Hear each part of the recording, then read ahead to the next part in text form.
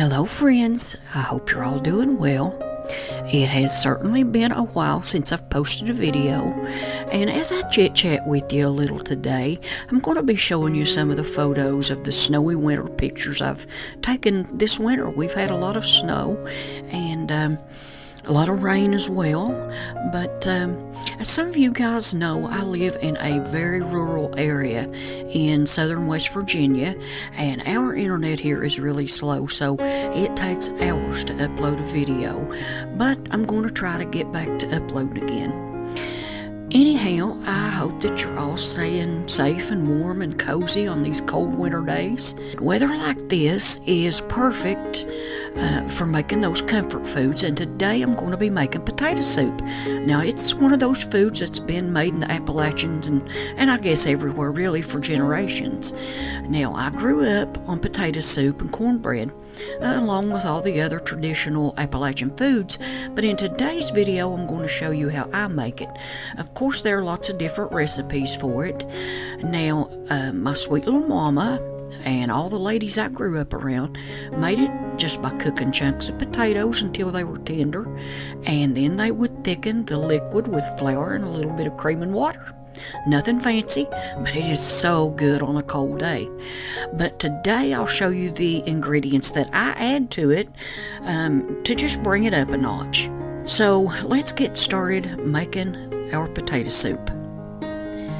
Now, I have 8 or 9 medium-sized potatoes in my pan here, and I'm going to peel them and wash them, and I'll cut off any places that are discolored or whatever, and then I'll cut these into chunks, and I'll put them in a kettle and get started. Now, as you can see here, I've filled the kettle with water to about 1.5 inches over the potatoes, and I've put in a couple of tablespoons of salt, and on over in the video I'll toss in about a tablespoon of coarse black pepper. We like pepper here, and so I add it to almost everything. I'll let these cook over medium heat for about 45 minutes or so until they're nice and tender. Now I'm ready to go on to the next steps, and you can see that the liquid looks a little thicker and sort of cloudy, and that usually means the potatoes are nice and tender. So to make sure, you can just cut into a piece and make sure that it cuts up nicely, not too hard. You don't want to, there's nothing worse than hard potatoes. But anyway, I'm going to start adding the rest of my ingredients. So at this point, I turn the heat down to low. Now, I've put in about 1/4 cup of cold water and a couple of tablespoons of flour in my bowl, and I've stirred until there are no lumps. And then I make sure there are no lumps left at all. And then I have about 3/4 cup of evaporated milk, and I have a can of cream of celery soup and a package of mild cheddar cheese. Now, I usually don't use this brand, but I was out of cheese, and our local dollar store carries it, so that's what I'm using. I didn't want to go all the way to town to just get cheese, and so we have a local dollar store, and so we shop there sometimes when we run out of something. But anyway, I usually use sharp cheddar, but the dollar store brand of the Colby Jack was actually good. I didn't find a problem with it. But I'm putting the ingredients in now, and I'm starting with the can of cream of celery soup. Then I'm pouring in the evaporated milk, and I'll stir that up gently until there are no lumps left from the cream of celery. And now I'm adding the water and flour mixture, and that's what thickens it, of course. And you'll definitely want to stir until there are no lumps left.